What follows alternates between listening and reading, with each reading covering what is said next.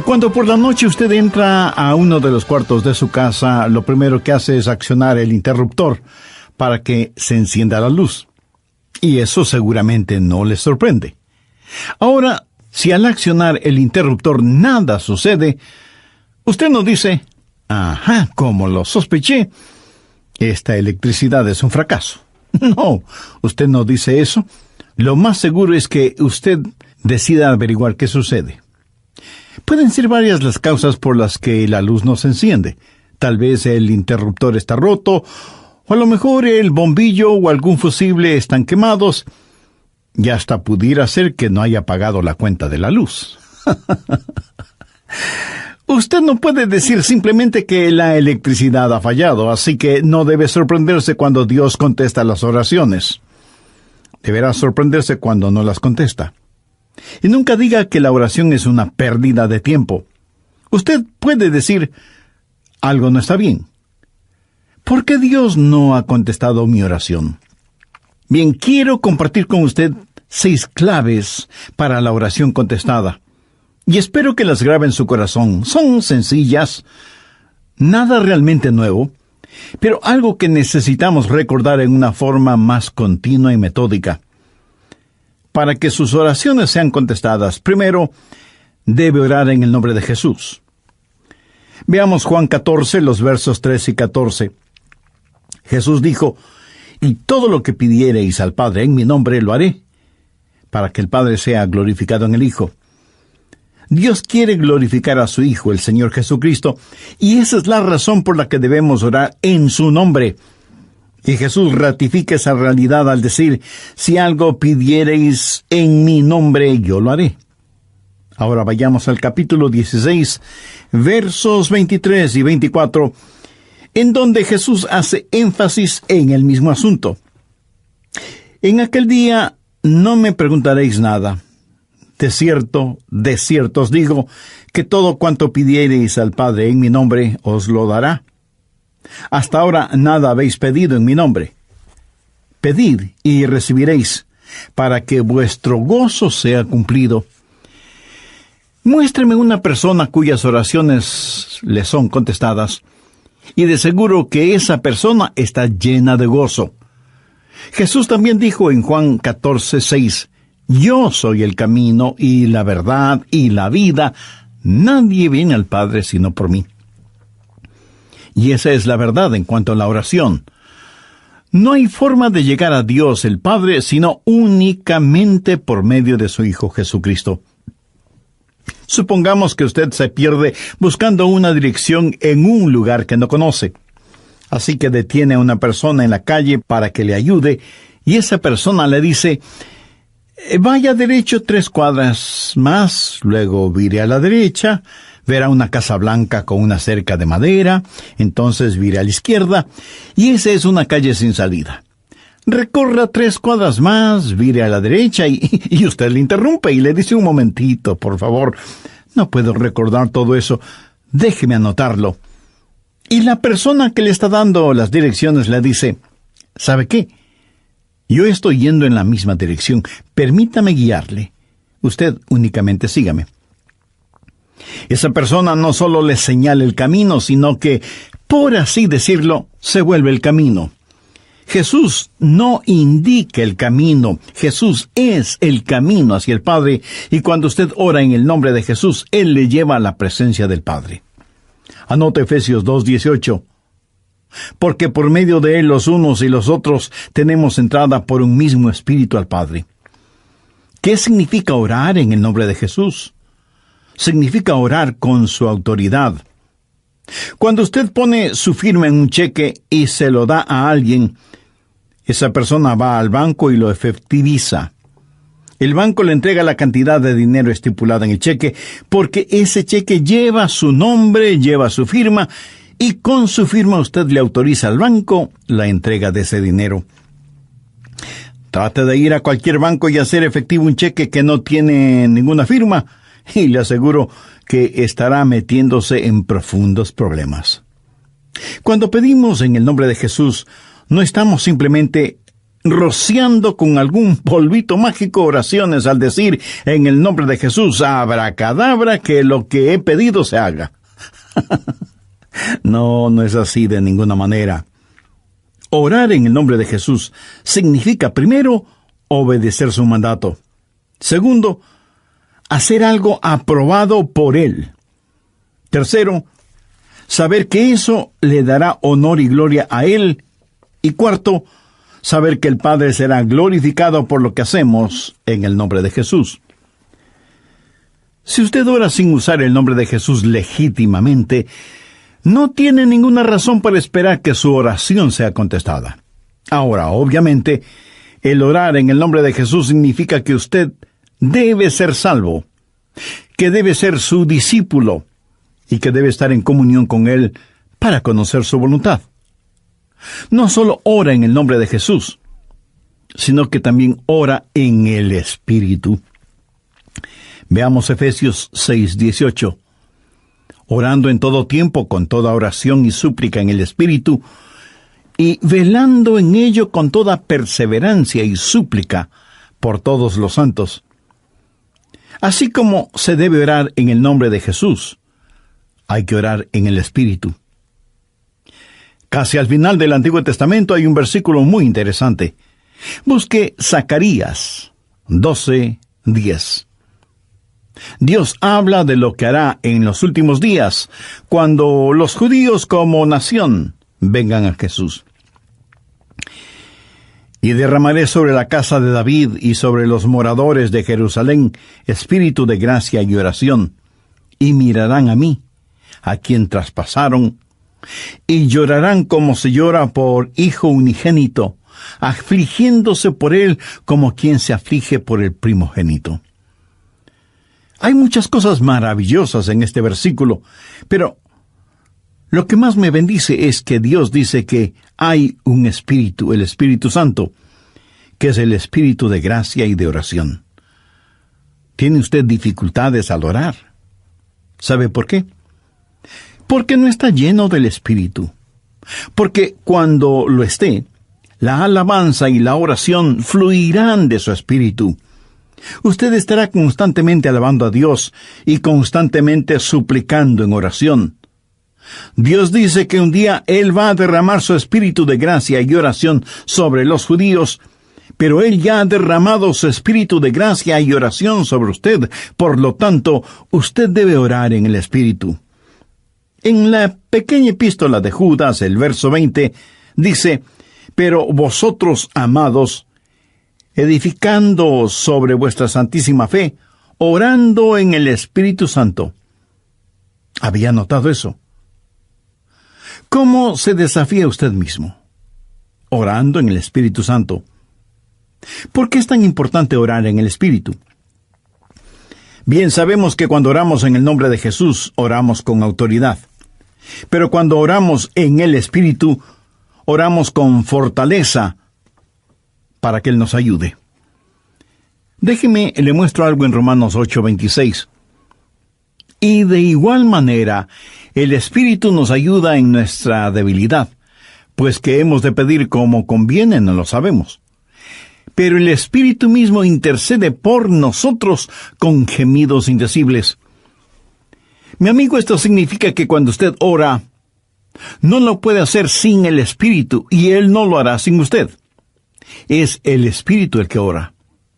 Y Él hace por usted lo que usted no puede hacer por usted mismo. El Santo Espíritu de Dios inspira, guía, pone energía y sostiene nuestras oraciones.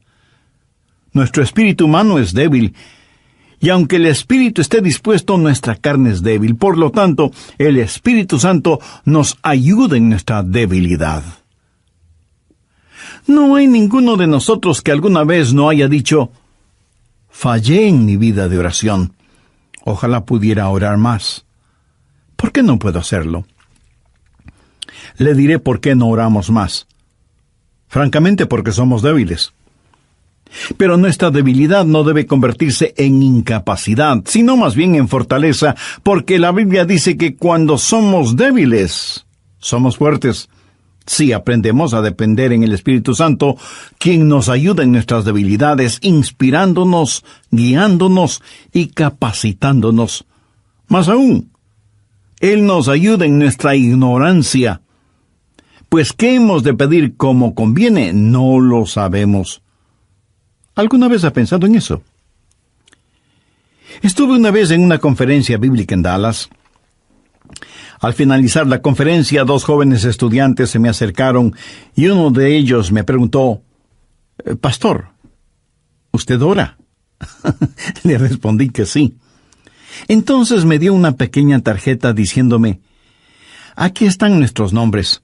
Somos estudiantes en el seminario. Por favor, ore por nosotros». Yo les agradecí y puse esa tarjetita en mi Biblia. He orado por esos estudiantes, pero no creo que lo haya hecho en forma regular. No porque ellos no me importen, pero una asignación de oración es más que 2 nombres en una tarjeta. Si tuviera que orar por todos quienes me piden que ore por ellos, ni las 24 horas del día serían suficientes, se lo aseguro. Esa es la verdad. Si usted trata de orar por todos y por todo, su oración, en vez de ser un caudaloso río, se convertirá en un estancado pantano.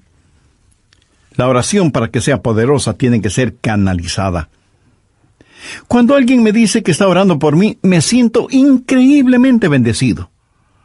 Y hay hermanos que me dicen que oran por mí diariamente, y doy gracias a Dios que muchos oran por mí. Pero me entristece la realidad de que hay millones de seres humanos por los cuales nadie ora. Ahora escúcheme.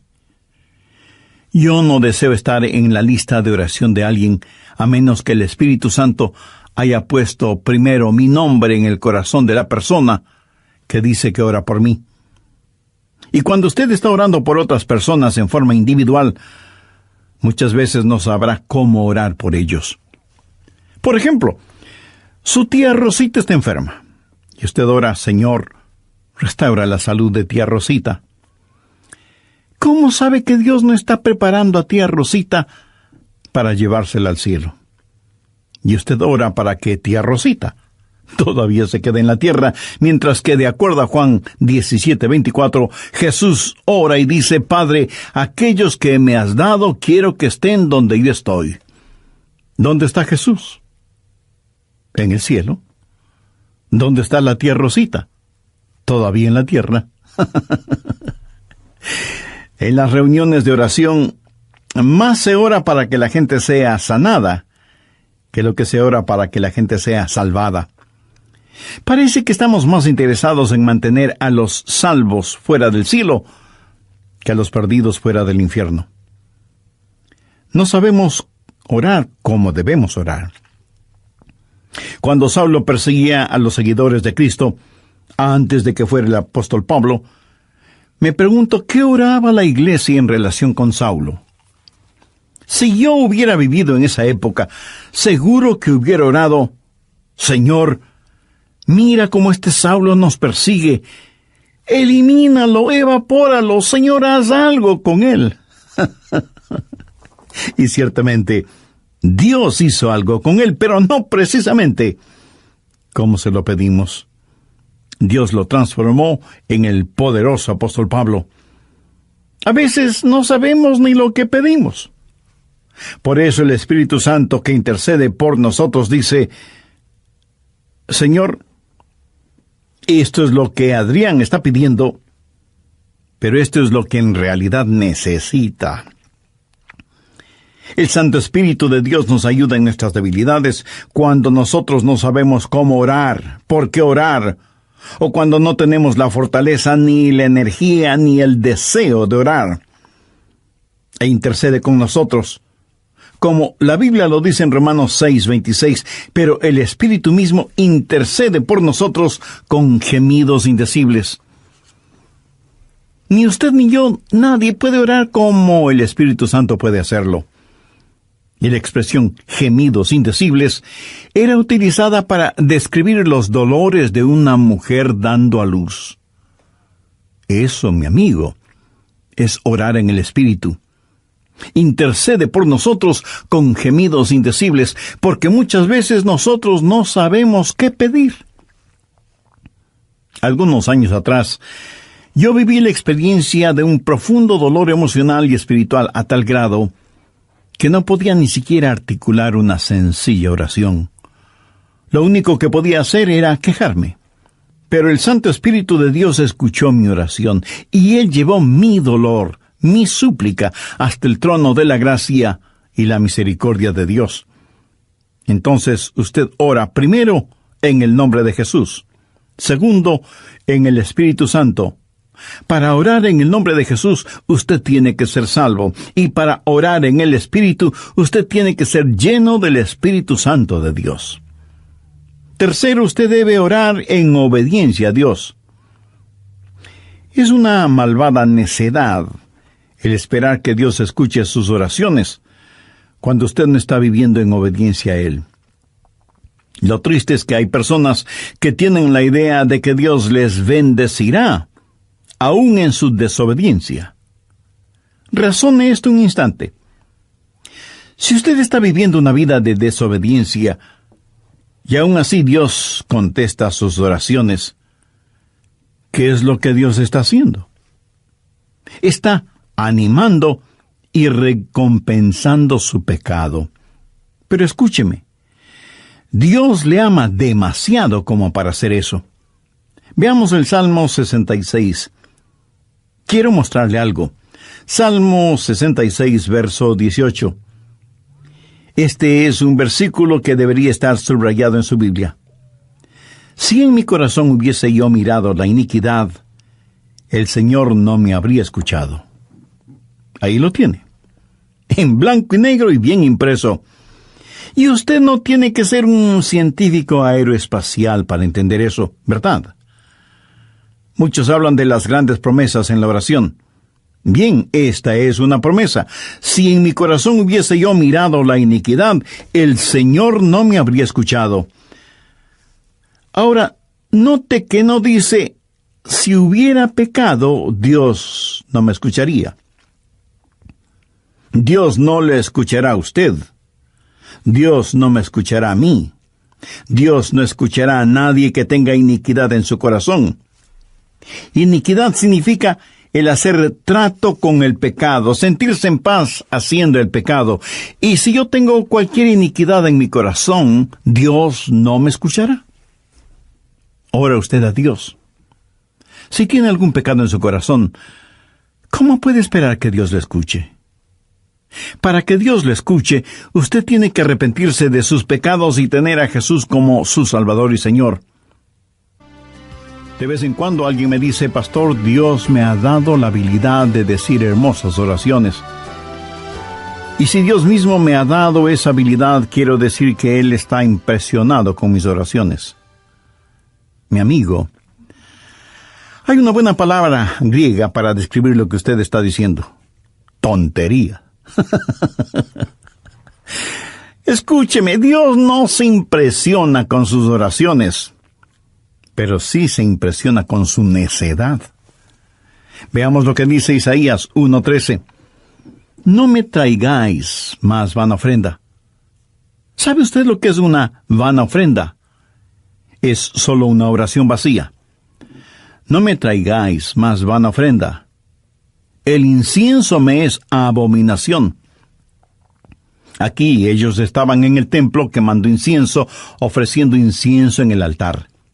No me traigáis más vana ofrenda, el incienso me es abominación, luna nueva y día de reposo, el convocar asambleas, no lo puedo sufrir, son iniquidades vuestras fiestas solemnes. ¿Qué es lo que Dios está diciendo aquí? Que todo lo que ellos hacían como parte de su religión, Él lo detestaba. Y en Isaías 1, los versos del 15 al 17, leemos: Cuando extendáis vuestras manos, yo esconderé de vosotros mis ojos. Asimismo, cuando multipliquéis la oración, yo no oiré. Llenan están de sangre vuestras manos, lavaos y limpiaos, quitad la iniquidad de vuestras obras de delante de mis ojos, dejad de hacer lo malo, aprended a hacer el bien, buscad el juicio, restituid al agraviado, haced justicia al huérfano, amparad a la viuda. Veamos ahora Isaías 59:1. He aquí que no se ha cortado la mano de Jehová para salvar, ni se ha agravado su oído para oír.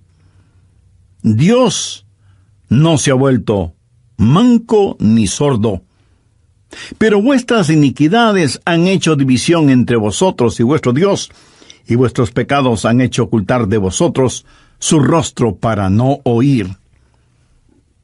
¿Ha leído alguna vez algo del libro de Esdras? Vayamos al capítulo 9, verso 6. Esdras está orando y dice: Dios mío, confuso y avergonzado estoy para levantar, oh Dios mío, mi rostro a ti, porque nuestras iniquidades se han multiplicado sobre nuestra cabeza, y nuestros delitos han crecido hasta el cielo.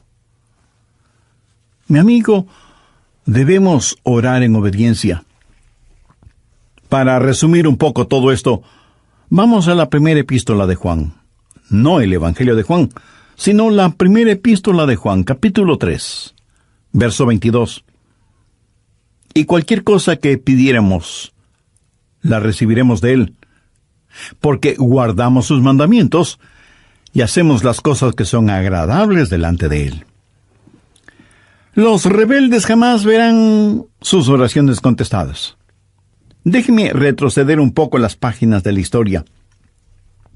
¿Recuerda cuando Israel había conquistado Jericó? Y tuvieron que pelear contra un pequeño pueblito. No era ninguna gran ciudad. Un pueblito llamado Ai. Apenas 3 letras, H-A-I, Ai. Y sin embargo, los israelitas tuvieron que huir, como se dice vulgarmente, con el rabo entre las piernas, ignominiosamente derrotados. Y Josué tiene que ir y postrarse delante de Dios y preguntarle cómo pudo permitir que tal cosa sucediera. Mire lo que le contestó Dios en Josué 7, los versos 10 y 11. Y Jehová dijo a Josué: levántate, ¿por qué te postras así sobre tu rostro? Israel ha pecado. ¿Qué está diciendo? Josué, hijo mío, ¿por qué me estás orando? No puedes utilizar tus oraciones como una cortina de humo para ocultar el pecado que hay en medio del pueblo. Enfrenta y elimina ese pecado, y entonces oiré tus oraciones. Cuarto, usted debe orar en la voluntad de Dios. No solo conocer a Jesús, no solo ser lleno del Espíritu, no solo obedecer los mandamientos, pero aun habiendo hecho todo esto, todo lo que usted desea no es necesariamente la voluntad de Dios para usted. Anote 1 de Juan 5, versos 14-15. Y esta es la confianza que tenemos en Él, que si pedimos alguna cosa conforme a su voluntad, Él nos oye. Y si sabemos que Él nos oye en cualquier cosa que pidamos, sabemos que tenemos las peticiones que le hayamos hecho. Orar en la voluntad de Dios. Y usted no encuentra la voluntad de Dios simplemente por adivinación. Pastor, ¿cómo voy a conocer la voluntad de Dios? Bien, permítame hacerle una pregunta. ¿Quiere en realidad saberlo? Y usted me responde: bueno, no sé si quiera saberlo o no. Entonces le haré otra pregunta. ¿Quiere hacer la voluntad de Dios? Y usted me responde: sí, claro que sí. ¿La quiere hacer realmente? Quiero decir, si Dios le dijera este mismo momento: hay algo que deseo que hagas, ¿lo haría? ¿Sabe usted cuál sería la primera pregunta debido a nuestra naturaleza humana? ¿Qué es, Señor? Esa no debería ser la primera pregunta o la primera respuesta. Usted no puede contestar una pregunta con otra pregunta. Usted debe contestar esa pregunta con una afirmación. Adrián, hay algo que quiero que hagas. ¿Lo harás? Yo debo contestar: Sí, Señor, lo haré. ¿Qué es lo que quieres que haga? Mira, la manera de conocer la voluntad de Dios no es sabiendo lo que es, sino comprometiéndose a hacerla aún antes de saber lo que es. Eso es confianza. Sencillamente diga: Señor, estoy listo y haré lo que quiera que tú quieras que haga. Y aunque esa frase pueda trabar nuestra lengua, destraba nuestra capacidad de obediencia. Debo admitir que muchos tienen temor de la voluntad de Dios. De alguna manera se les ha metido la idea en la cabeza de que si se prestan para servicio bajo la voluntad de Dios, van a terminar como misioneros en el país de salsipuedes, viviendo en una choza con piso de tierra y comiendo carne de serpiente o quién sabe qué otros exóticos alimentos. ¿Sabe qué? Pudiera ser que así suceda. La forma de conocer la voluntad de Dios es aceptando la voluntad de Dios antes de conocer cuál es la voluntad de Dios. Y aunque suena complicado lingüísticamente, espiritualmente no lo es. Pero usted me dice: el pastor, quiero más detalles. Muy bien, le voy a dar más detalles. La voluntad de Dios es buena, perfecta y aceptable. Y si piensa que esto lo digo porque soy muy inteligente, pues siento desilusionarle. Veamos qué dice Romanos 12, versos 1 y 2. Así que, hermanos, os ruego por las misericordias de Dios, que presentéis vuestros cuerpos en sacrificio vivo, santo, agradable a Dios, que es vuestro culto racional. No os conforméis a este siglo, sino transformaos por medio de la renovación de vuestro entendimiento, para que comprobéis cuál sea la voluntad de Dios, agradable y perfecta. Usted no necesita saber nada más que esto. La voluntad de Dios es buena, agradable y perfecta. Preséntese usted mismo como un sacrificio vivo y santo delante de Dios, y usted, sin ninguna sombra de duda, conocerá y comprobará que la voluntad de Dios es siempre buena, agradable y perfecta. La oración no es para manipular la voluntad de Dios, para que se amolde a la suya. Es descubrir la voluntad de Dios y meterse de cabeza en ella. Pero escúcheme con atención. En última instancia, usted no encuentra la voluntad de Dios. La voluntad de Dios lo encuentra usted. Cuando su corazón está bien con Dios, usted presenta su cuerpo como un sacrificio vivo y rehúsa el ser amoldado por el sistema y los valores del mundo, para más bien ser transformado, renovado en su mente y empezar a pensar los pensamientos de Cristo y, por lo tanto, tener la capacidad de orar en la voluntad de Dios. Quinto, orar en comunión con los creyentes. Por favor, busque el Evangelio de Marcos, capítulo 11, los versos 25 y 26. Y cuando estéis orando, perdonad si tenéis algo contra alguno, para que también vuestro Padre que está en los cielos os perdone a vosotros vuestras ofensas.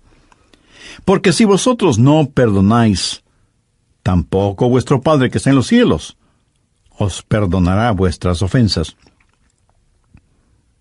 Mi amigo, no se olvide que un pecado no perdonado es la más formidable barrera contra la oración.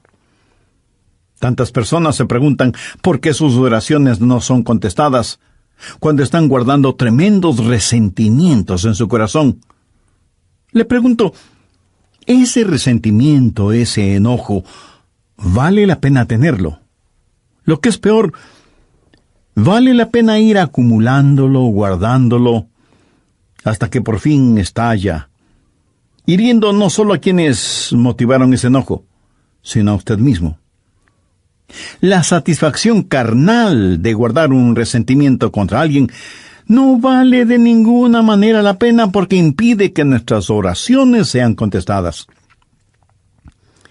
Escuché de una pequeña niña que una noche, por haberse portado mal, su mamá le mandó temprano a la cama.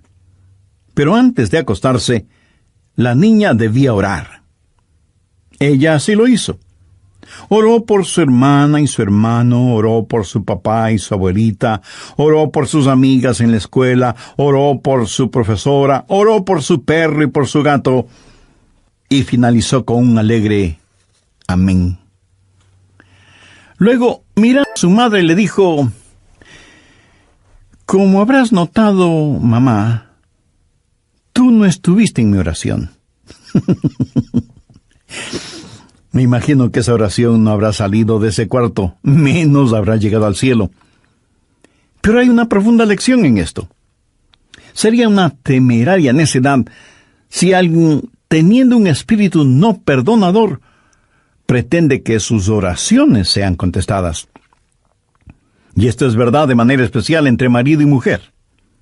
En 1 de Pedro 3:7 leemos: vosotros maridos igualmente, vivid con ella sabiamente, dando honor a la mujer como a vaso más frágil y como a coherederas de la gracia de la vida.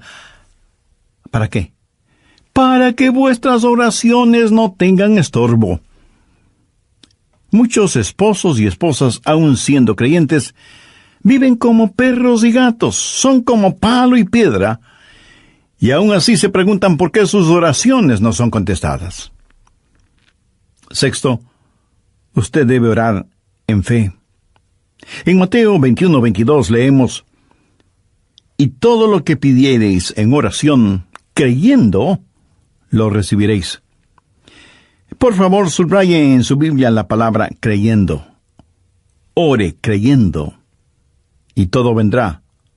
Ore dudando, y nada tendrá. ¿Alguna vez ha dicho: Dios, yo creo, cuando en realidad no creía? Muchos piensan que el decir que creen les será contado como si en verdad creyeran. Estaban mintiendo, ellos lo sabían, y Dios también lo sabía. ¿Alguna vez ha orado sabiendo que Dios escuchaba sus oraciones y recibió una respuesta de Dios? Verá, la fe es también un regalo de Dios. La fe no es algo que usted guarde en su bolsillo o en su cartera para gastarla en cualquier cosa que se le antoje. Usted no puede tener fe para nada fuera de la voluntad de Dios, porque Dios no da fe para nada que esté fuera de su voluntad. Y usted no puede tener ninguna fe a menos que Dios se la dé.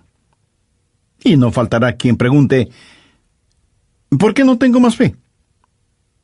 Si usted pone en práctica lo que he compartido en este estudio bíblico, le puedo asegurar que descubrirá que la fe está ahí. Cuando usted ora en el nombre de Jesús, cuando usted ora en el Espíritu Santo, cuando usted ora en obediencia y en comunión, cuando ora en la voluntad de Dios, la fe está ahí. Pero si estos elementos espirituales no están ahí, tampoco estará la fe. Ustedes, esposos, ¿han tenido alguna vez un argumento? Y si me dice que no, con toda mi cariñosa cortesía le diré que son mentirosos. Cuando marido y mujer tienen un argumento y no lo solucionan, y luego se arrodillan para orar por su hijito enfermo, ¿no se sienten espiritualmente enfermos? ¿No sienten que están actuando hipócritamente? Saben que sus oraciones no se elevarán ni un centímetro del piso y por lo tanto jamás llegarán al cielo. No tienen ninguna fe como para que sus oraciones sean contestadas. Cuando sus corazones sean justos, puros y limpios, y palpiten al mismo compás espiritual, entonces tendrán fe. Y al tener fe, esa fe será el combustible para transportar su oración hasta el trono de la gracia de Dios. Jorge Mueller, de Bristol, Inglaterra, fue un gran siervo de Dios y un poderoso hombre de fe. Él tenía un diario personal en el cual anotaba todas las instancias de oraciones contestadas y llegó a registrar 25,000 oraciones contestadas, algunas de ellas increíblemente milagrosas, imposibles de explicarlas, aparte de la intervención de Dios. Alguna vez alguien le preguntó a George Mueller, ¿cuál es el secreto para que las oraciones sean contestadas? ¿Sabe cuál fue su respuesta? Tenga fe en Dios. Tenga fe en Dios. Ahora, yo no creo que él dijo tenga fe en Dios, sino que dijo tenga fe en Dios. Mira, en realidad no es una gran fe la que necesitamos, sino que necesitamos tener fe en un gran Dios. Fe no es solo un sentimiento positivo, ni el que usted se vuelva frenético o fanático, sino tener la absoluta confianza de que Dios hará lo que usted le ha pedido, si ese pedido está encuadrado dentro de los parámetros de la voluntad de Dios. Los discípulos le dijeron a Jesús, Señor, enséñanos a orar. Y ese debe ser nuestro pedido también, para que Dios nos ayude a ser hombres y mujeres de oración. Hay algo en nosotros que se resiste a orar. Preferimos ocuparnos en cualquier otra cosa en vez de orar. Y eso se debe a nuestra naturaleza carnal y pecaminosa. Por eso necesitamos la ayuda de Dios para que amemos de tal manera a Jesús y seamos llenos de su Espíritu Santo para que la oración fluya de nosotros en forma constante y que oremos siempre en el nombre del Señor Jesucristo. ¿Ha notado con qué facilidad podemos pasar horas haciendo deportes o realizando nuestros pasatiempos favoritos o simplemente mirando programas en la televisión? Pero ¿qué trabajo nos cuesta invertir unos minutos en la oración? La oración eficaz, mi estimado amigo, debe ser un acto intencional de nuestra voluntad. No debemos acercarnos al trono de la gracia en forma casual, sino en forma totalmente intencional. Seguramente entre quienes me escuchan habrá quienes, a pesar de ser religiosos, este asunto de la oración es muy secundario en sus vidas. Ahora, si usted aún no es salvo, mayor razón para que ore a Dios. Lo puede hacer este mismo momento diciendo con sus propias palabras algo como la siguiente oración. Dios eterno, reconozco que soy una persona que no me he acercado a ti en oración, sino en raras ocasiones. Reconozco también que soy pecador, que estoy perdido y que necesito ser salvo para tener la seguridad de ir al cielo cuando me llames a tu presencia. Señor Jesús, creo que eres el Hijo de Dios y que entregaste tu vida y derramaste tu sangre en la cruz para, por medio de tu sacrificio, pagar la deuda de mis pecados, perdonarme, limpiarme y salvarme. No sé si mi fe es grande o pequeña, pero con la fe que tengo este momento te invito a que vengas a mi corazón y seas mi Salvador y mi Señor. Toma el control total de mi vida y ayúdame a ser la clase de persona que tú quieres que sea. Ayúdame a ser un testigo fiel de tu gracia y misericordia hasta el momento en que me llames a tu presencia. Lo pido en tu santo nombre. Amén.